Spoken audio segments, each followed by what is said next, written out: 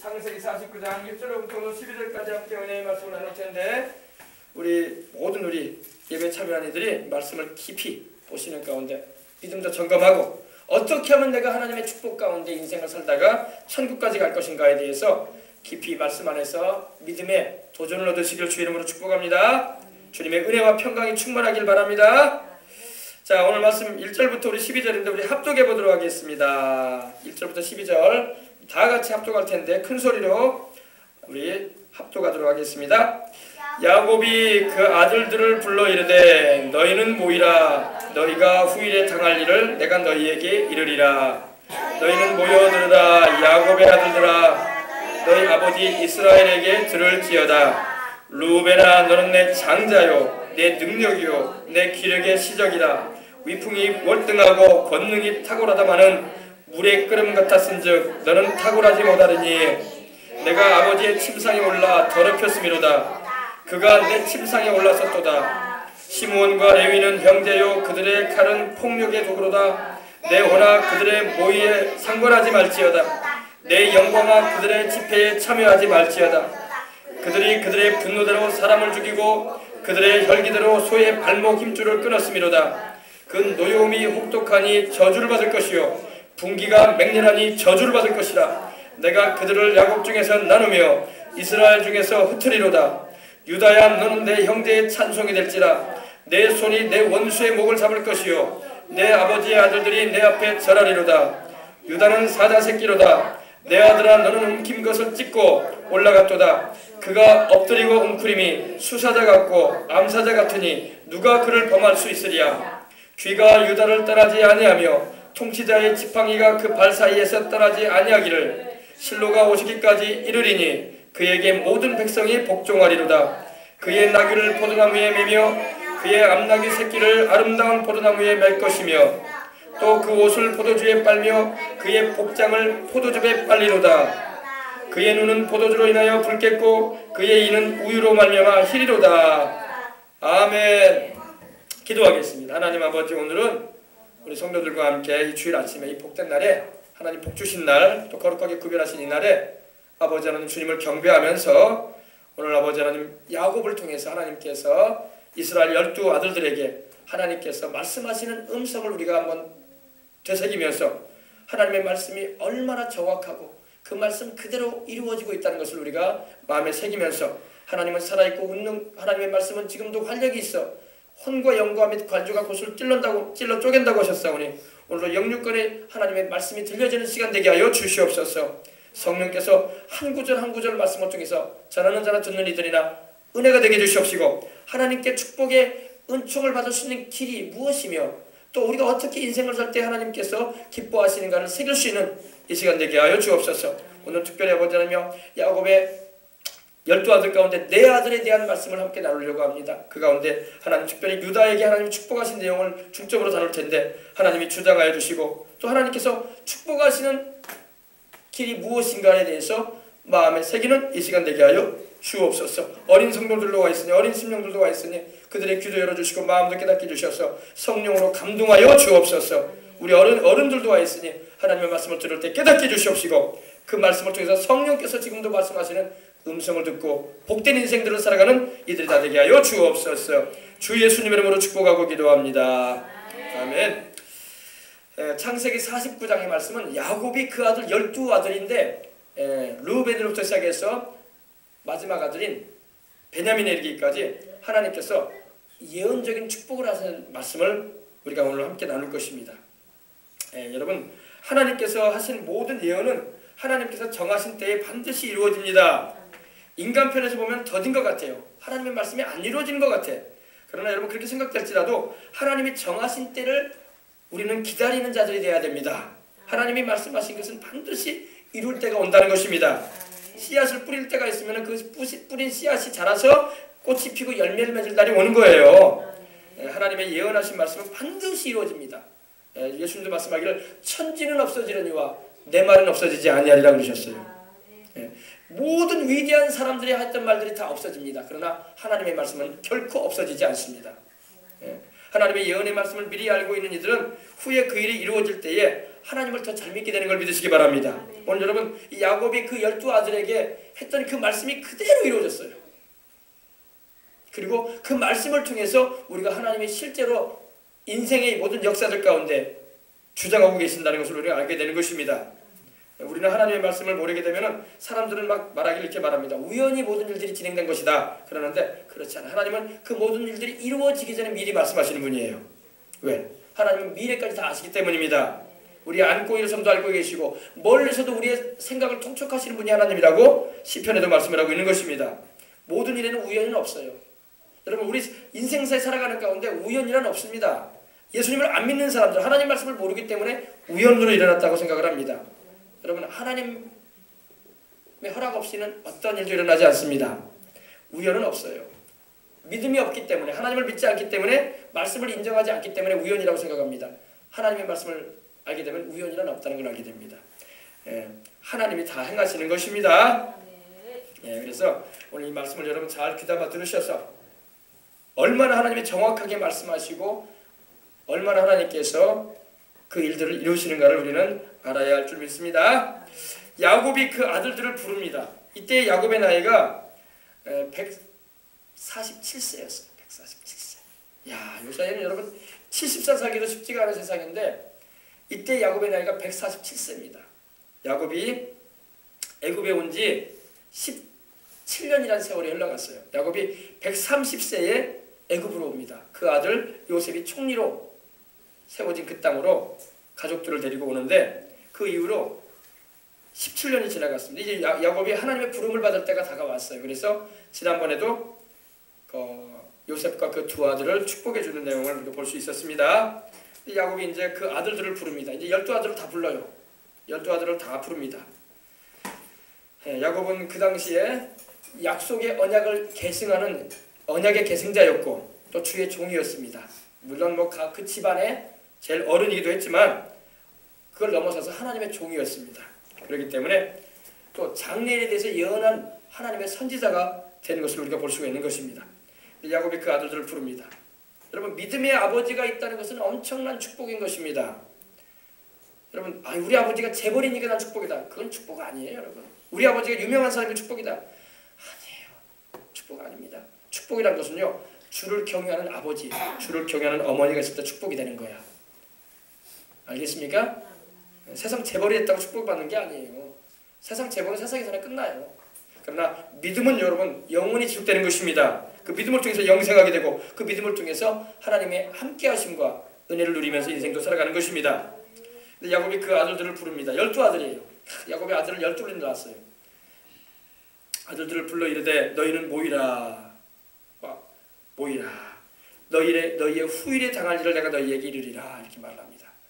아들들아 모여라. 내가 너희의 앞으로 미래에 있을 일을 내가 너희에게 말할 것이다. 앞으로 생겨날 일어나게 될 들이닥칠 일에 대해서 내가 너희에게 이를 것이다. 그러니까 야곱이 예언하겠다는 거예요. 성령께서 임하셔가지고 야곱이 그 12아들들에게 한 사람 한 사람에게 예언을 해줍니다.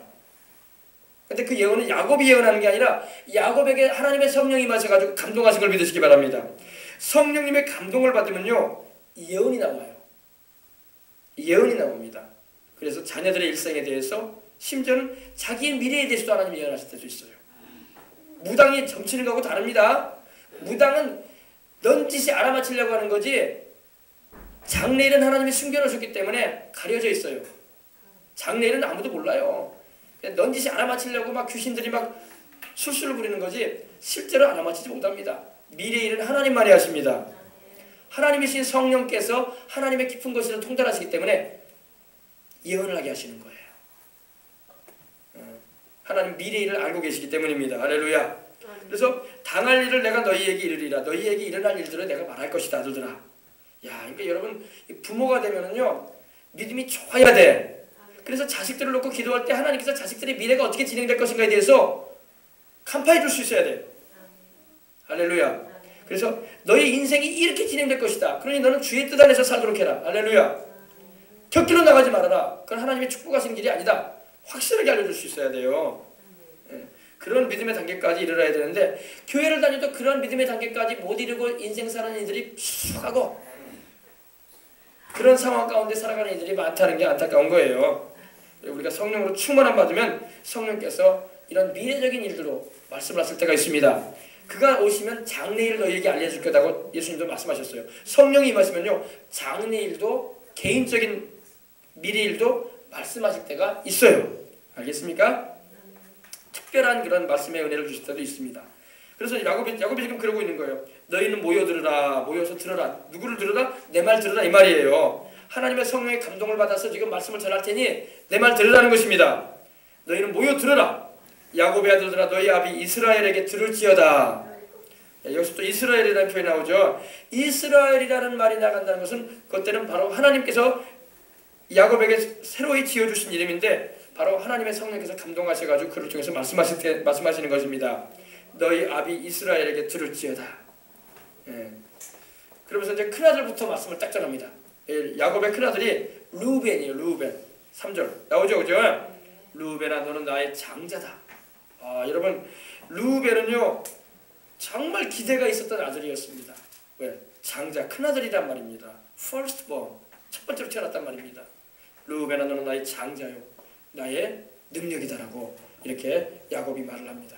너는 나의 장자요 나의 능력이다. 장자가 뭐라고 했습니까? 장자는 장자만이 하나님이 주시는 축복이 있어요. 두 몫을 준다고 하나님 말씀하셨어요. 더블 포션. 두 몫을 주십니다. 두 몫을 주시는데 다른 아들들하고 비교해보면 굉장히 많이 받는 거죠. 그죠? 장자는 하나님께서 그러한 복을 주시고자 약속을 하셨어요. 너는 나의 장자요 나의 능력이다.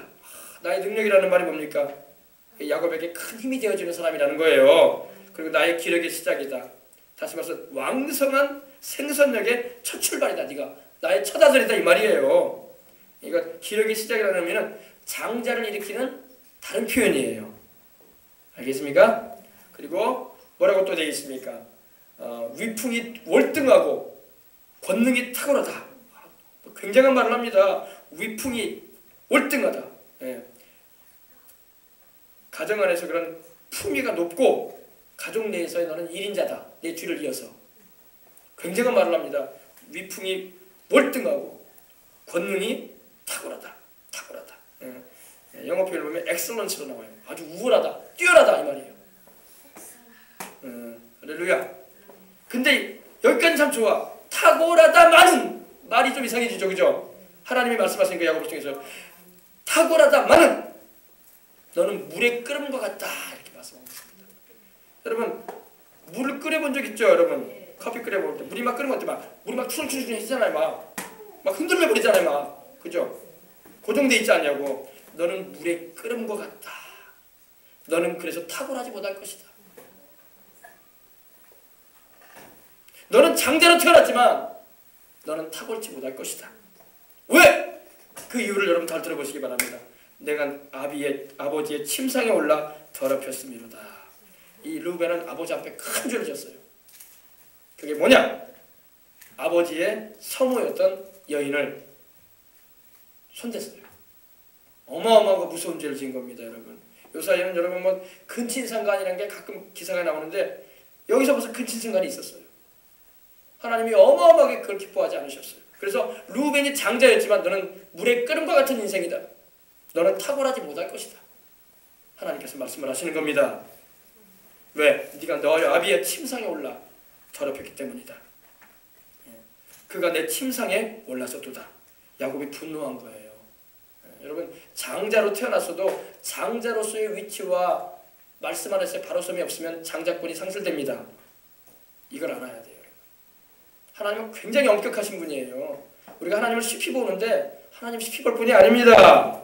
하나님 앞에 바로 못 서면요 장자권도 상실시킵니다. 하나님이. 이게 무서운 거예요.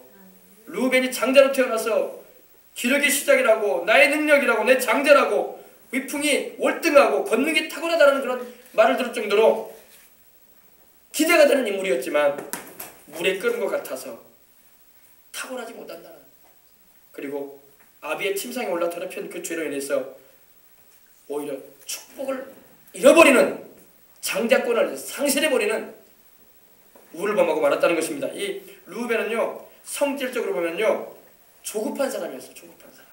여러분 성질 조급하면 좋지 않습니다. 조급하지 마세요. 하나님은 조급한 사람들 안 쓰세요. 하나님을 믿어드리고 무던하게 의지하시길 바랍니다. 막 조급해 사람이 어떤 사람은요. 조급하고 또 거칠어요. 거칠어. 루벤은 거친 사람이었어요. 조급하고 거친 사람, 성격 급하고 거친 사람 하나님 안 쓰십니다. 루벤이 그런 사람이었어요. 성격이 급해요. 거칠어요. 그리고 정욕적인 사람이었습니다. 자기 서복까지 범할 정도로 정욕적인 사람, 성적인 그런 범죄에 빠질 정도로 정욕적인 사람이었습니다. 호색하는 그런 사람이었어요. 충동적인 사람이었습니다. 하나님께서 그래서 장자권을 상실케 하신 거예요. 이러면 안 돼요. 여러분 이거 잘 들어야 돼요. 여러분 조급해하지 마시길 바랍니다. 거칠게 인생 살지 마세요. 정욕적이 되지 마시길 바랍니다. 방종하게 되고 무절제하게 살면요 장자권 잃어버립니다. 루벤이 바로 그런 상황이었어요. 그래서 너는 탁월하지 못할 것이다. 내가 아비의 침상에 올라 더럽혔습니다. 가정의 제사장의 그런 형제들을 대표해서 서야 할 그 위치에 있었고 가족을 통솔할 수 있는 그런 능력을 가져야 되고 가족 지휘권을 위임받아야 할 그 위치에 있었던 루벤이었지만 잃어버립니다. 하나님이 허락지 않으세요. 네가 장자로 태어났지만 너의 행실을 보니 내가 너를 장자로 세울 수가 없다. 하나님 말씀하신 거예요. 알겠습니까? 이걸 우리가 잘 알아야죠. 하나님께서 이걸 다 보고 계시는구나. 야곱이 자기 큰아들한테 지금 그렇게 말하고 있는 겁니다. 성령의 감동을 받았어. 그렇습니다. 이 장자라는 그 위치와 귀중성은요 아버지의 기대가 있었던 위치입니다. 그리고 야곱 가문에 있어서 믿음의 그 명문 가정인 야곱 가문에 있어서 희망이 되는 위치입니다. 그러나 장자권이 상실됩니다. 여러분 하나님 앞에서의 아버지의 잘못된 행동이 후손에게까지 부정한 영향을 미칠 때가 있습니다. 하나님 앞에서 아버지의 바른 행실이 후손에게까지 큰 축복과 은혜로 흘러내려가는 것입니다. 이걸 알아야 돼요. 다시 말씀드립니다. 장자권을 왜 상실했습니까? 하나님을 경외하는 마음이 없었던 거예요. 이 루벤의 마음에는. 하나님을 경외했다면 그런 일을 할 수가 없죠. 하나님을 경외함이 없으니까 절제도 못하고 방종해버리고 성질대로 행하고 그런 거예요. 그러니까 하나님께서 너는 장자로 태어났지만 내가 너에게 장자의 축복을 줄 수가 없다. 그렇게 말씀하신 거예요. 아시겠습니까? 이걸 잘 알아야 돼요. 우리가요. 그래서 여러분 루벤 지파에서는 나중에 이제 루벤의 자손들이 많이 태어나는데 그래도 태어나는데 루벤 지파에서는요 어떠한 사사도 태어나지 않습니다. 사사가 먼저 재판장도 태어나지 않아요. 선지자도 나오지 않습니다. 주의종도 나오지 않아요. 왕도 나오지 않습니다. 왜? 장자 지파인데도 불구하고 인물들이 없어. 자손 가운데. 왜? 하나님이 허락하지 않으신 거예요. 장자의 큰 아들의 자손이면 당연히 인물들이 나올 법도 한데 인물들이 안 나와. 사사라고 해서 이스라엘을 다스리는 재판장도 안 나오지. 왕도 없지. 그 자손 가운데 선지자도 없지. 주의 종도 하나 없어. 오히려 모세 시대에는 막 주의 종을 데려가다가 망한 자손만 있어. 다단과 아비람이라고 해가지고 다단과 아비람은 바로 루벤 지파예요. 모세의 권위, 하나님이 세우신 주의 종의 권위를 도전하다가 땅에 갈라져가지고 다 죽어버리는 일이 생기고 집안이 망해버리는 일이 벌어지고 막 그랬어요. 그러므로 여러분 이 사실을 알고 하나님께서 우리가 어떠한 행실과 마음의 자세를 가지기를 원하는가에 대해서 우리는 알아야 할 줄 믿습니다. 자, 그렇습니다. 두 번째 이제 시므온과 레위를 보십시다. 시므온과 레위는 둘째, 셋째예요. 시므온과 레위는 형제요. 루벤이라는 이름의 뜻은요 보라 아들이라는 뜻이에요. 그러니 이 야곱이 큰 아들이 태어날 때 볼 때 아들이 막 태어날 때 볼 때 얼마나 기뻤겠어. 보라 아들이라 이런 의미입니다. 기대가 엄청 많았던 아들이었어요. 근데 기대에 못 미치고 말았어. 둘째가 이제 시므온이고 셋째가 레위입니다. 시므온과 레위는 형제요. 그들의 칼은 자네에는 기계로다. 좋은 말씀이 또 아니에요. 그죠? 시므온은요 레위와 이남 삼남인데 형제인데 당연히 형제죠. 루벤과도 형제지만 어머니가 같아. 바로 레아를 통해서 태어난 두 아들입니다. 근데 이들은 거의 뭐 성격이 비슷해. 기질이 비슷해. 어떤 기질이냐면 호전적인 성격이야. 호전적인 성격. 호전적이 뭡니까? 막 격하게 행하는 성격이라는 겁니다. 그래서 그들의 칼은 자네하는 기계로다. 이게 무슨 말이냐면요. 이 둘이 공범자가 돼가지고 자기 누이 동생이었던 야곱에게 딸이 하나 있었거든요. 딸의 이름이 디나예요. 디나. 12아들에다가 딸 하나 있었어. 근데 디나가 세겜이라는 동네에 있다가 그 세겜성에 어떤 이 세겜의 아들로 인해서 그 몸이 버려지는 일이 있었습니다. 그로 인해서 이 야곱과 그 가족이 굉장히 상심을 했어요. 그 디나로 인해서. 근데 그 세겜 이방인이었던 세겜 사람이 와가지고 이렇게 일이 됐으니 당신들의 아들들이 또 우리 딸들도 데리고 가서 결혼도 시키고 또 당신의 딸을 또 우리가 데리고 와서 우리 며느리로 삼고자 한다. 이러면서 서로 이제 우리 같이 살자 이렇게 했어요. 그러니까 우리는 할례받지 않은 이방인하고 살 수 없습니다. 우리는 하나님을 믿기 때문에 할례받지 않은 이방인하고는 섞여서 살 수 없습니다. 이렇게 말합니다. 그러니까 그 세겜성의 세겜과 그 하몰이라는 사람이 그러냐고. 그럼 우리도 다 할례 받겠다. 그래서 우리도 당신들처럼 똑같이 되겠으니 우리 그러면 이제 같이 이렇게 같이 사돈도 맺고 삽시다. 이렇게 했어요. 근데 할례를 다 받아가지고 남자들이 못 걷는 거예요. 여자애는 말하면 어린애들 포경수술 받는 것처럼 받아가지고 못 걷고 막 이렇게 그러는 동안에 이 시므온과 레위가 자기 동생 디나를 그렇게 더럽혔다고 해가지고 칼을 차고 가가지고 세겜 사람을 다 죽여버리네. 그런 일이 있었어요. 그래서 여기 표현이 칼은 잔해하는 기계로다. 잔인한 기구들을 가지고 가서 죽였다는 것입니다. 그러니까 야곱을 통해서 하나님이 예언하신 때 말씀하신 게 뭐냐면은 하나님이 그 일을 기뻐하지 않으셨다는 거야. 비록 그들이 이방일지라도 그렇게 살해하는 것까지 해서는 안 되는데 그만 이 시므온과 레위가 분을 내고 자기 여동생을 범했다고 해가지고 그들이 막 이 그 할례를 받고 난 다음에 못 움직이는 그 동안에 3일째 되는 날에 그들의 그 족속의 장막에 들어가가지고 칼로 다 죽였어요. 그 세겜 사람들. 아주 못된 짓을 한 거죠. 그걸 말하는 겁니다. 그래서 야곱이 계속 말하는 6절에 내 혼아 그들의 모의에 상관하지 말지어다. 내 혼아라는 것은 내 영혼아를 말해요. 내 영혼아 그들의 다시 말해서 시므온과 레위의 그 못된 짓을 하는 그 일에 대해서 상관하지 말아라. 그리고 내 영광아, 내 영광 바로 생명을 말하는데 내 영혼을 또 말하는 겁니다. 그들의 집회에 참여하지 말자. 그들의 그 비밀스러운 그런 행하는 일에 참여하지 말아라. 다시 말해서 악한 일에 연합하지 말라는 겁니다. 그래서 그들이 그 분노대로 사람을 죽이고 여러분 이 노하고 분내는 자에게 하나님의 축복은 임하지 않습니다. 이 시므온과 레위가 인간적인 감정에 사로잡혀가지고 이 사람들을 많이 죽였단 말이에요. 그러니까 하나님이 기뻐하지 않으신 거야. 하나님이. 그들이 분노대로 이 분노라는 것이 뭡니까? 그 자기 동생에 대해서 그렇게 더럽힌 것에 대해서 지나칠 정도로 이렇게 남을 살해하는 일까지 할 정도로 이렇게 한 일을 받는 분노대로 사람을 죽이고 그 혈기대로 소의 발목 힘줄을 끌었다. 소의 발목 힘줄을 끌었다는 게 뭐냐면은 그 당시에 그들을 죽이고 그들이 가지고 있는 가축을 끌어오고 못 끌어올 것 같은 거는 다 힘이 되는 그 힘줄을 끌어버렸다는 겁니다. 발목에. 그래서 무용지물이 되게 만들었다는 그 일입니다. 그러니까 이것을 하나님께서 알고 계셨던 거예요. 그리고 하나님이 기뻐하지 않으셨다는 겁니다. 그래서 노하고 분내는 자에게는 하나님의 축복이 임하지 않습니다. 신약 성경에도 야고보서 1장에도 보면은 성내는 것이 하나님의 의를 이루는 일에 합당치 않다고 하셨어요. 노하고 분내는 자에게는 저주가 임한다는 것을 잊지 마세요. 우리는 성질 잘 내고 막 화 잘 내면 멋있어 보이는데 그게 멋있는 게 아니에요. 저주받을 짓 하는 겁니다. 하나님 저주하십니다. 우리가 여러분 예수 믿는 사람은 절대 성질 내려고 하지 말고 조급해하지 말고 거칠지 말고 항상 하나님께 모든 것을 맡기고 하나님이 해결해 주시도록 때를 기다리면서 참아 기다릴 줄 알아야 좀 있습니다. 이렇게 행동으로 옮기면 안 돼요. 하나님께서 심판하셔도 하나님이 하실 일이지 왜 시몬과 레위가 나가가지고 그 사람들을 죽이냐고. 그래서 야곱의 가정에 큰 그 위기가 다가온 적이 있었어요. 그때도 하나님이 안 지켜주셨으면 큰일 날 뻔했어. 그래서 그 분노대로 사람을 죽이고 그 혈기대로 소의 발목에 힘줄을 끌었음이로다. 그러면서 야곱이 말합니까? 그 두 아들에게 축복을 안 해줍니다. 축복을 안 해줘요.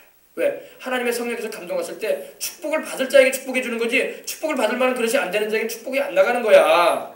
아시겠습니까? 그러니까 예수님 믿으니까 무조건 내가 죄 짓고 살고 막 잘못된 행동에도 하나님 나 축복해 주신다. 착각이야, 착각. 그렇지 않아요. 하나님 말씀대로 순종해서 살면서 주님의 뜻대로 행하려고 하는 자에게 하나님 축복해 주는 거지. 뭐 교회만 왔다 갔다 한다고 하나님이 막 축복해 주는 그런 게 아닙니다. 구원도 그래요. 구원도 막 죄 짓고 살면서 나 천국 간다고 말하면 누가 천국 갑니까? 자기 착각이에요. 천국에 못 갑니다. 회개하고 주님 뜻대로 살려고, 주님 뜻대로 살기 원하여, 이런 간절한 마음이 있어야 돼. 그런 자에게 하나님의 축복과 은혜도 임하는 것입니다. 예. 그래서 보세요. 7절 보세요. 그 노염이 혹독하다. 그 노염이 혹독하니 저주를 받을 것이요 분기가 맹렬하니 저주를 받을 것이다. 이렇게 말씀을 하고 있습니다. 여러분 보세요. 혈기와 분기가 나옵니다. 이 노염은 바로 혈기를 말해요. 혈기 막 화를 막 버럭 내고 분을 막 내가지고 막 말이 막 콧바람을 내듯이 막 흥분해가지고 그러고 있고, 이거 저주받을 짓 아닌 거예요. 분명히 말씀하고 있어요. 그 노염이 혹독하니 저주받을 것이다. 그 분기가 맹렬하니 뭐 받을 것이라? 축복은 고사하고 저주받는다고 말하고 있어요. 내가 그들을 야곱 중에 나누며 이스라엘 중에서 흩으리로다. 하나님께서 축복하지 않으시고 오히려 그 집안도 흩어버리겠다는 겁니다. 하나님께서. 아시겠어요? 네. 내가 그들을 야곱 중에서 나눠버리겠다. 그리고 흩어버릴 것이다. 네. 조각조각 내겠다는 겁니다. 그냥 박살 내겠다는 거예요. 하나님께서. 네. 얼마나 무서운 말입니까? 하나님께서 야곱의 믿음의 조상인 야곱을 통해서 태어난 자식들이라도 하나님 말씀에 발수 못 써 있으면 하나님께서 축복하겠다는 말씀을 안 하셨던 거예요. 내가 그들을 야곱 중에 나누며 이스라엘 중에서 흩으리로다. 그래서 여러분 이 시므온 지파는요 나중에는요 어떻게 되냐, 시므온과 레위 지파는 말씀하신 대로요 가나안 땅에 들어가서도 땅도 못 얻어. 하나님이 다 땅 주셨거든요. 땅도 하나님 안 줘버려 그 자손들한테. 그리고 이 시므온 지파는 나중에 유다 지파의 귀속이 돼버리고 맙니다. 그리고 레위 지파 같은 경우도 흩어져서 살게 돼요. 일정한 그런 땅도 못 받고. 축복이 아니죠. 축복이 아니지. 그러면 여러분 우리가 참 하나님의 마음을 우리가 바로 알아야 돼요. 그래서 하나님 말씀대로 살아야 되겠구나. 하나님이 기뻐하시는 길로 행해야 되겠구나. 이걸 우리가 아셔야 할 줄 믿습니다. 그렇습니다. 그래서 축복은 고사하고 저주받고 있어 지금 두 아들이. 르우벤은 그 아버지의 침상에 올랐다고 해서 장자권이 상실되고, 시므온과 레위는 성질 잘못 부려가지고 하나님의 축복에서 벗어나고, 장자도 차자도 삼자도 바로 야곱의 눈밖에 나고 만 거예요. 야곱의 눈밖에 난 건 바로 야곱을 감동하신 하나님의 눈밖에 났다는 거예요. 벌써 자식들이. 시므온 같은 경우는 나중에 모세가 마지막으로 이제 소천하기 전에 축복 기도를 해줄 때도 빠져요. 하나님의 축복 기도 모세를 통해서 하지 않으십니다. 얼마나 하나님이 기뻐하지 않으셨던지 아시겠어요?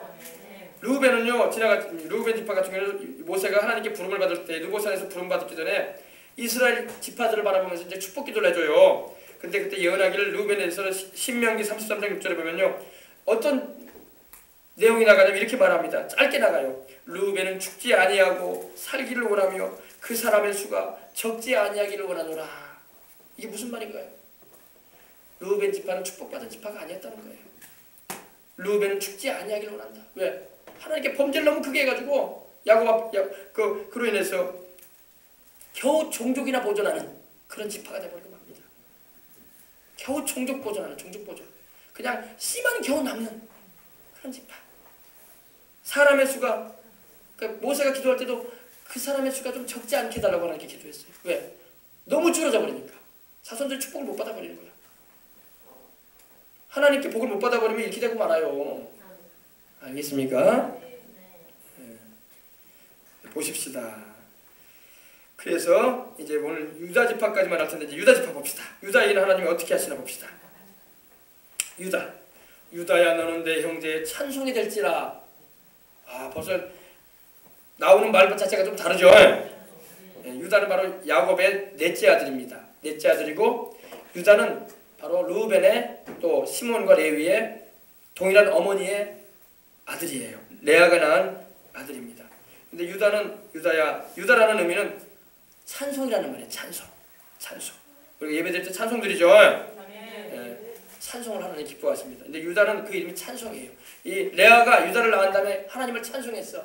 하나님 이렇게 아들들을 계속 주시니 감사하다고 찬송을 했어요. 유다야 너는 내 형제의 찬송이 될지라. 내 손이 내 원수의 목을 잡을 것이요. 야, 벌써 말씀이 다르죠. 유다야 너의 손이 내 원수의 목을 잡을 것이다.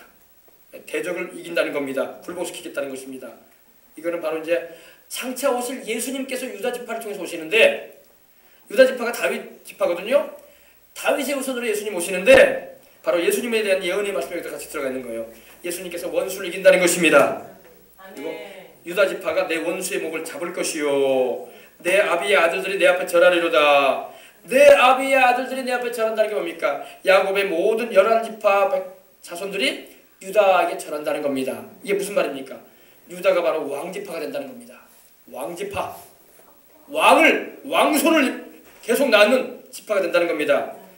그 대표적인 인물이 뭐예요? 다윗이잖아요. 다윗이 유다 지파 아닙니까? 그리고 다윗 이후로 계속 유다 지파의 다윗의 자손들이 왕이 되지 않습니까? 그리고 우리 주 예수님께서 오실 때에도 다윗의 지파로 오셨어. 할렐루야. 다윗이 유다 지파의 사람인데 유다 지파의 자손으로 예수님 오셨어요. 그래서 그 말씀 그대로 이루어지는 거예요. 내 아비의 아들들이 내 앞에 절하리로다. 유다는 사자 새끼로다. 표현이 막 굉장합니다. 유다는 사자 새끼로다. 유다라는 말이 원래 이제 후에서 이제 유태인이라는 말이 유다에서 나온 거예요. 유태인이라고 하죠. 유태인이라는 말이 바로 유다인을 말할 때 유태인이라고 하는 거예요. 유다 지파의 후손들이에요. 유다 지파의 후손들. 왕지파입니다. 왕지파. 넷째 아들로 태어났는데 장자권을 받아들여요. 하나님이 정치적인 장자권, 주도권은 유다에게 주십니다. 그리고 물질적인 축복의 장자권은 요셉에게 주셨던 거예요. 하나님이 11번째 아들에게 주셨던 거예요. 그러니까 하나님 뜻대로 사는 게 첫 번째예요. 할렐루야. 예. 유다는 사자 새끼로다. 사자가 뭐합니까 여러분? 여기서 사자 새끼라는 것은 아주 작은 새끼라는 그런 의미가 아니라 다 자라간 새끼라는 거예요. 다 자란 새끼. 상대방을 제압하는 힘을 말하지 않습니까? 사자는 사자가 막 포효를 하면서 막 사냥을 하지 않습니까? 확 그러면서, 그죠? 상대방을 제압하는 힘을 말합니다. 또 그 후손인 바로 우리 주 예수 그리스도께서 유다 지파의 사자로 오셨어요. 그걸 예언한 것입니다. 유다는 사자 새끼로다. 내 아들아 너는 움킨 것을 찢고 올라갔도다. 그의 엎드리고 움크림이 수사자 같고 암사자 같으니 누가 그를 범할 수 있으랴. 유다에게 상대할 자가 없다는 것입니다. 근데 여러분 왜 유다가 이렇게 큰 축복을 받을까요? 그 이유가 있어요.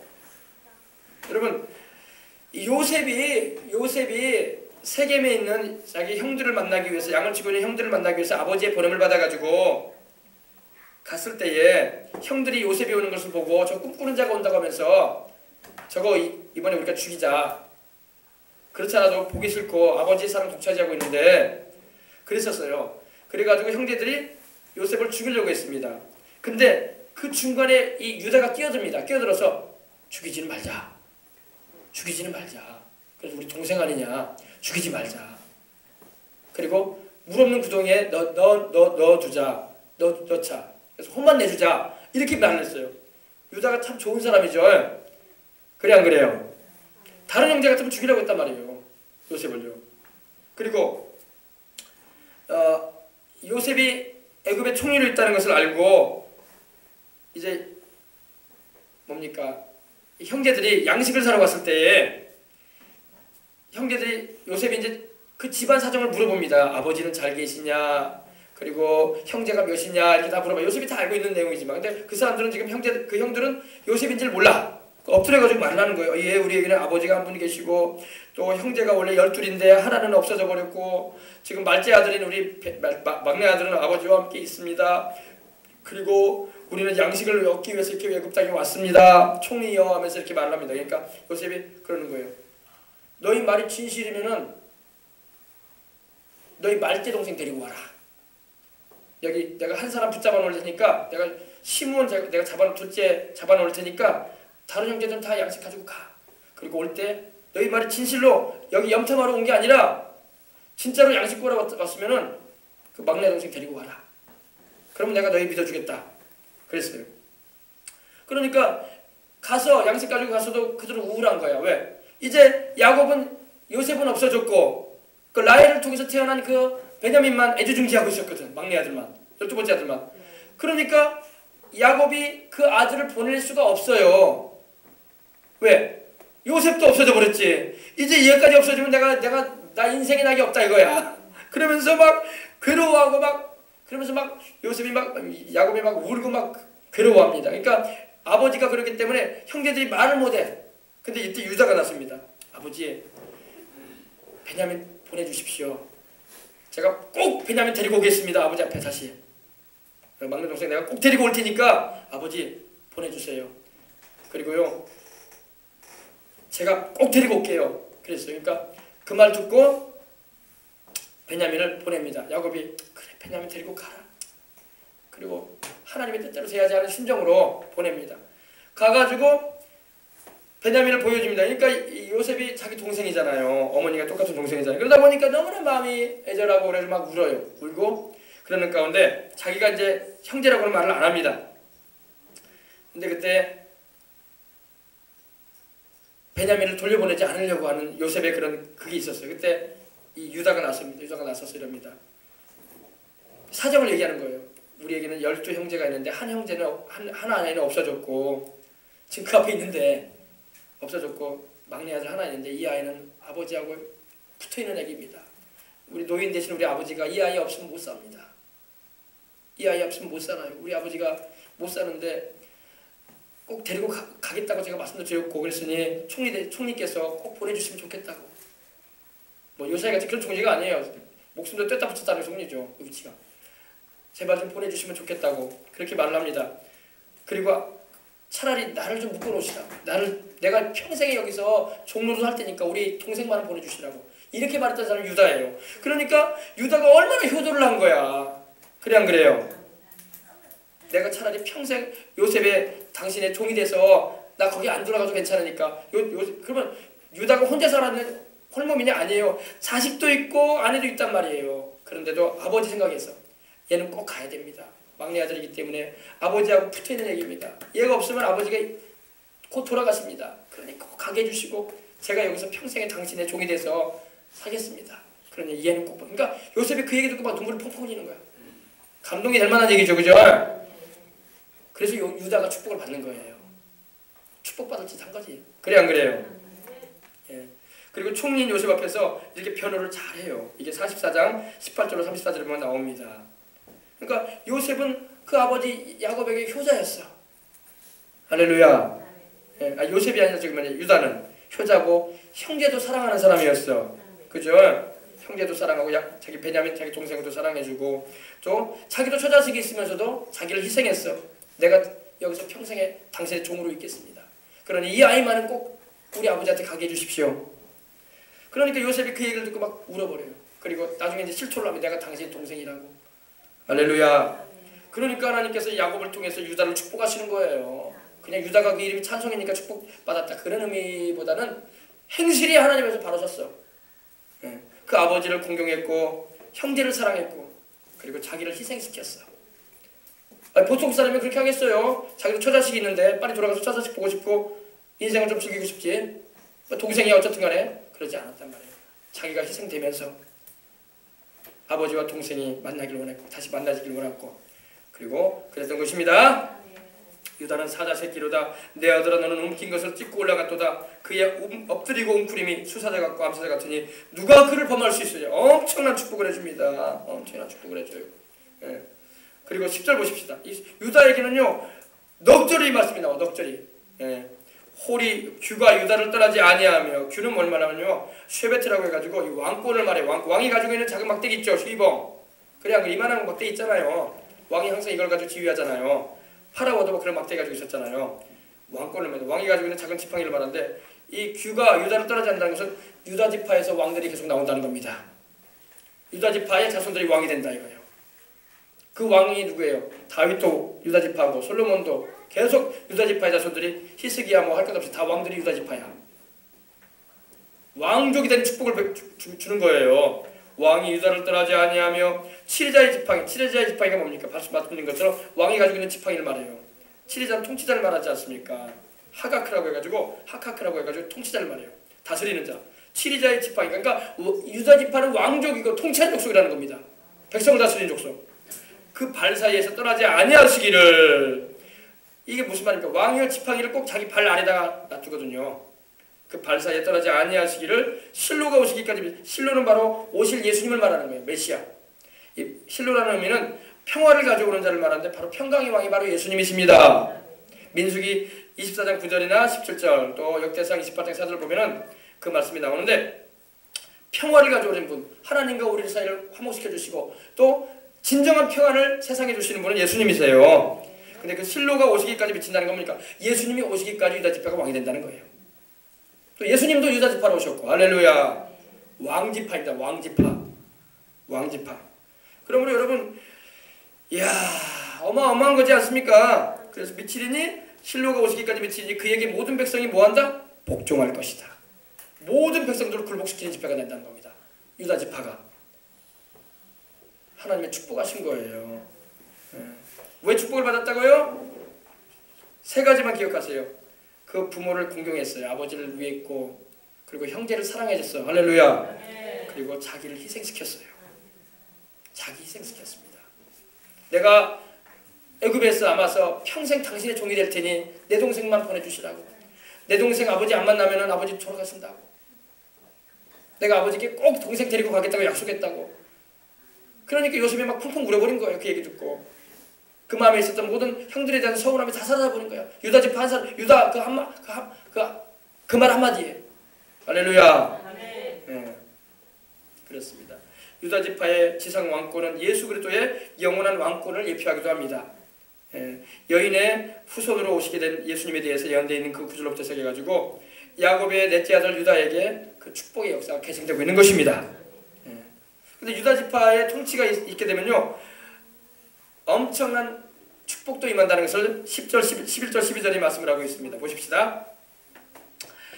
그의 나귀를 포도나무에 매며, 그의 나귀는 오늘날로 말하면 자동차, 운송하는 자동차, 교통수단이 되는 거죠. 알았죠?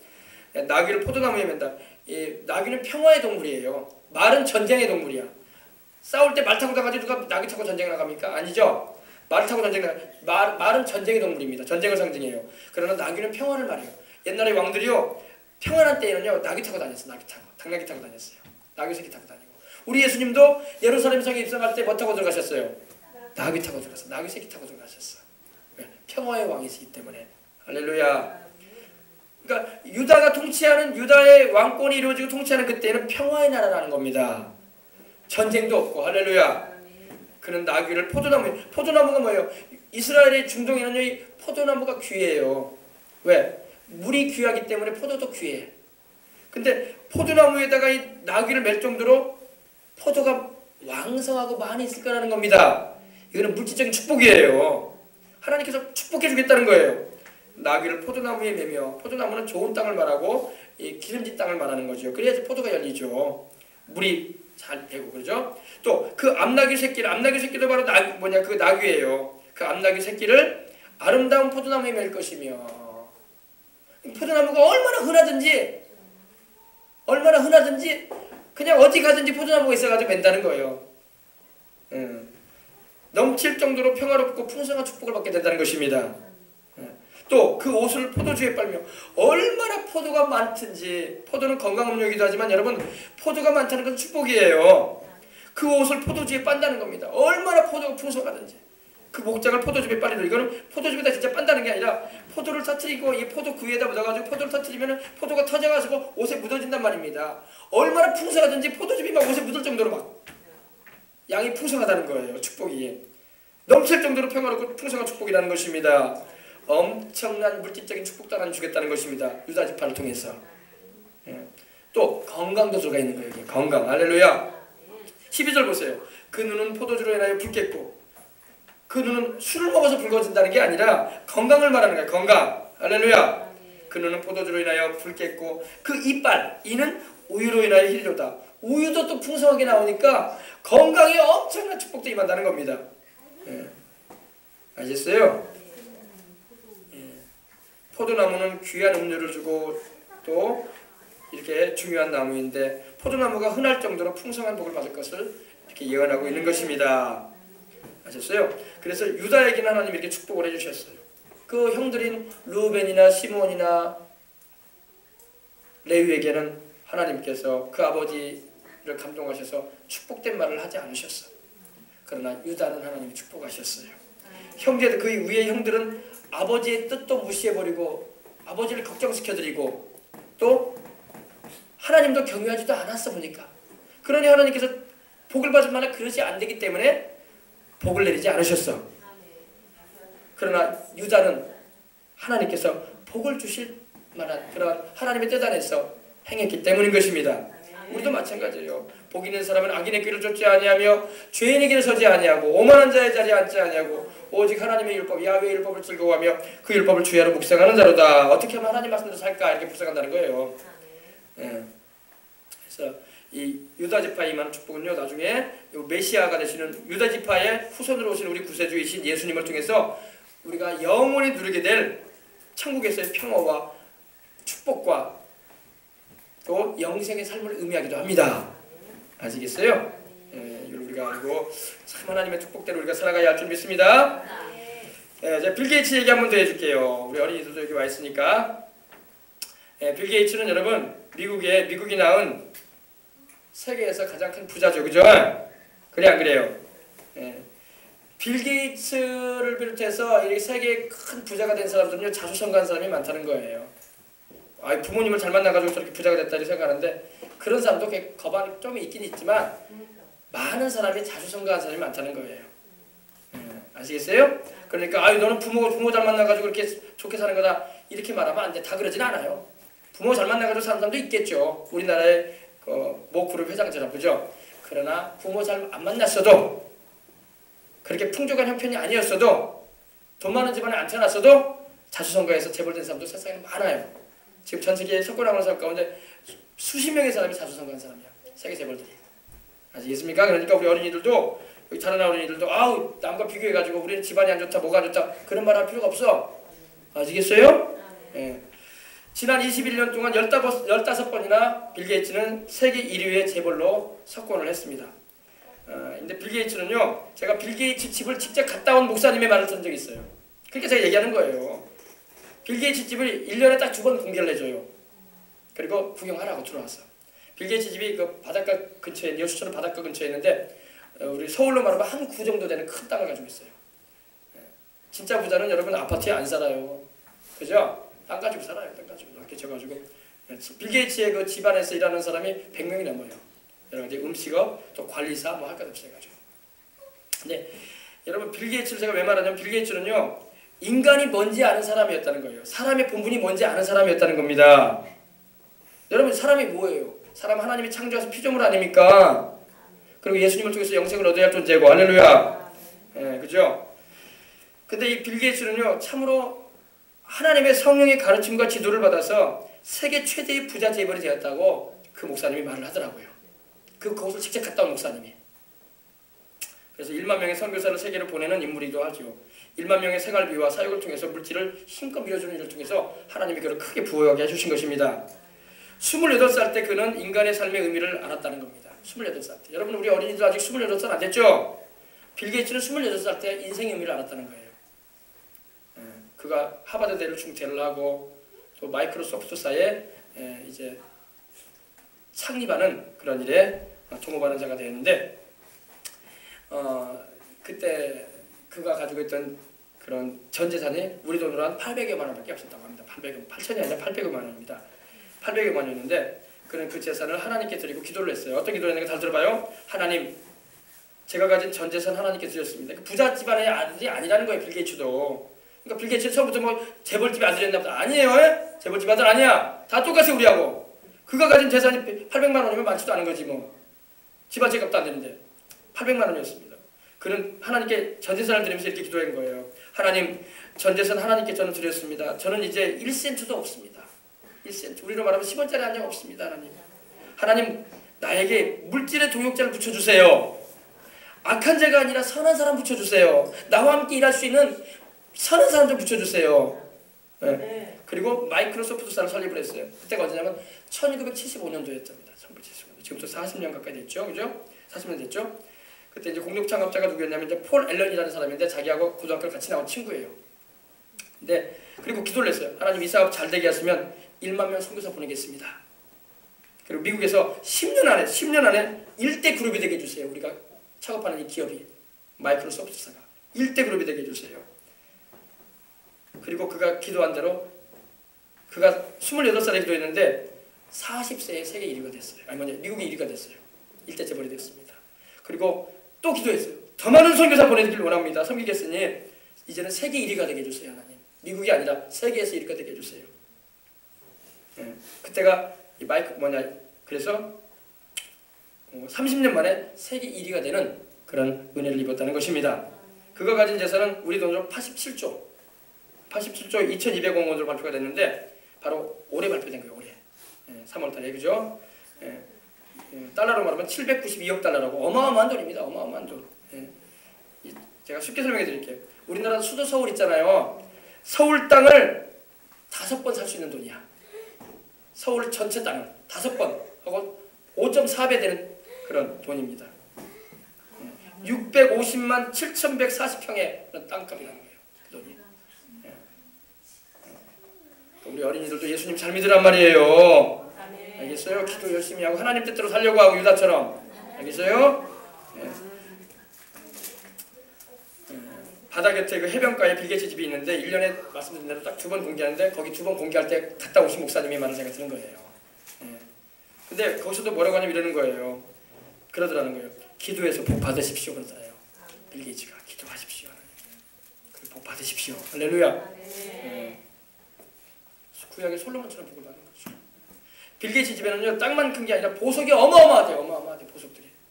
성경에 보석들 많이 나오잖아요. 보석도 하나님이 많이 주셨다는 거예요. 보석도로. 그래서 하나님이 기뻐하시는 삶을 살아가야 할 줄 믿습니다. 주님을 믿어서 하나님의 자녀가 되고 종이 되었으면 주님이 기뻐하시는 일을 하십시다. 그래야 하나님이 영적인 권세도 주시고 물질적인 축복도 주시고 또 사람들도 붙여주시는 거예요. 아시겠어요? 그래서 근데 놀라운 것은 빌 게이츠가 참 사람이 된 게 왜 됐냐면 전 재산의 98%를 사회로 환원하겠다고 했어요. 98%.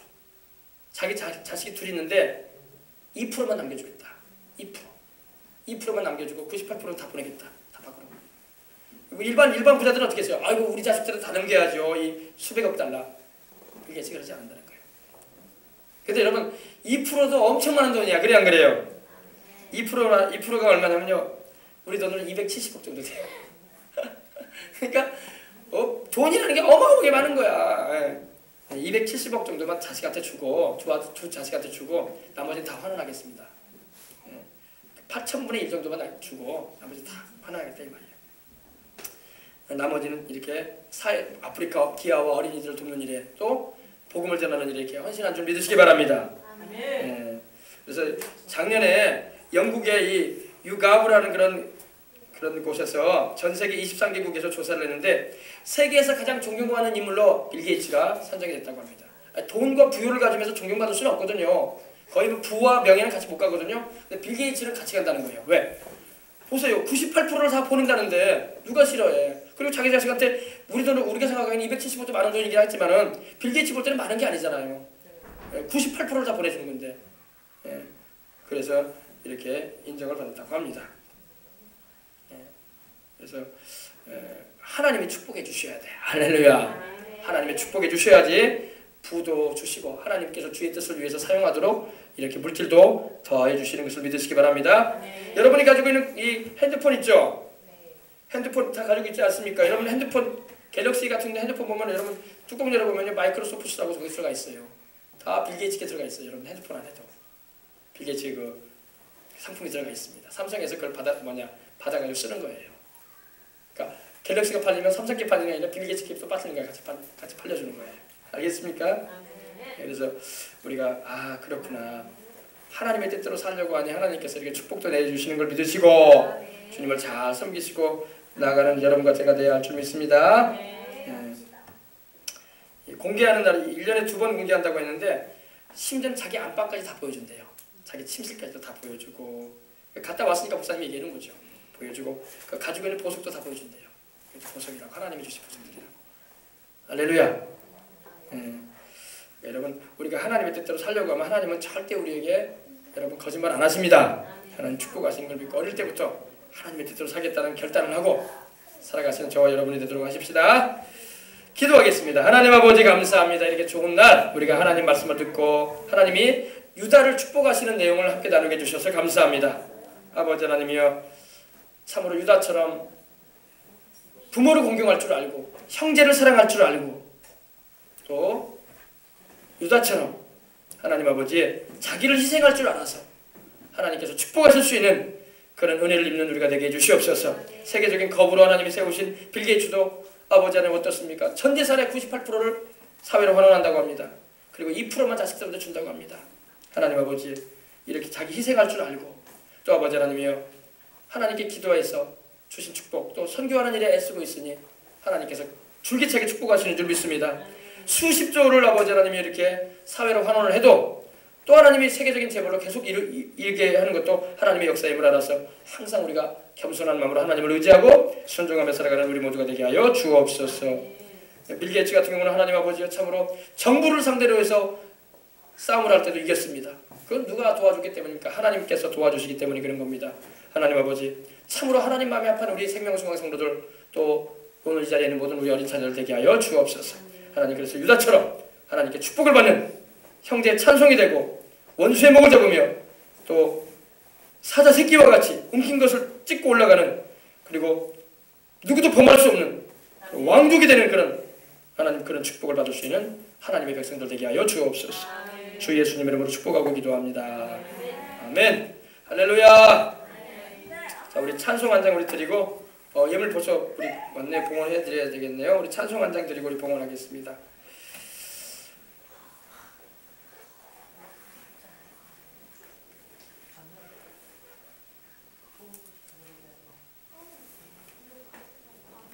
우리 1장 찬양 한 장 드릴까요? 우리 만국의 근원이 있으나 하나님 좀 찬양하고 봉헌하겠습니다. 만국의 근원이 있으나 하나님을 찬양합니다. 만국의 근원 하나님 온 백성 찬송 드리고 저 천사여 찬송하세 찬송 성부 성자 성령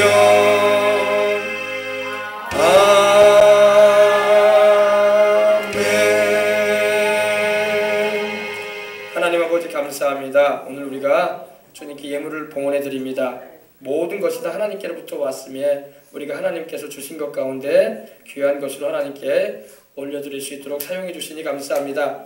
오늘 우리가 드리는 이 예물들을 주님께서 받으시옵시고 아버지 주정의 예물 또한 감사의 예물 또 10의 1조의 예물 또 아버지 하나님 은혜가 감사해서 드리는 모든 갖가지 아버지 예물들을 주님 받으시고 어린 자녀들이 어린 심령들이 드린 예물도 받으시고 하나님 기뻐하시는 일에 사용되어지는 물질 되게 해주시옵소서.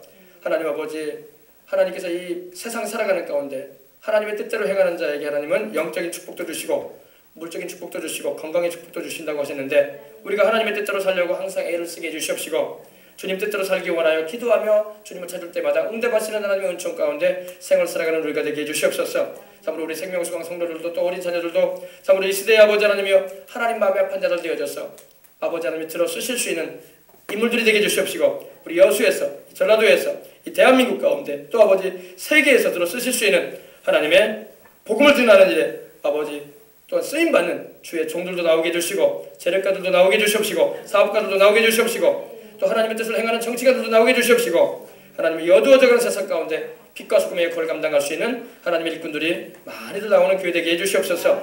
우리의 자녀들이 그러한 자녀를 되게 해주시옵시고 또 우리의 인생들의 삶이 하나님의 뜻을 이루어드리는 삶으로 나갈 때마다 하나님의 축복하심을 경험하게 하시고 역사하여 주옵소서. 감사하며 모든 영광 우리 주님 앞에 올려드리며 예수님 우리 주의 이름으로 기도 올리옵나이다. 아멘. 할렐루야. 하나님께 감사합니다. 광고 말씀드리겠습니다. 광고 말씀.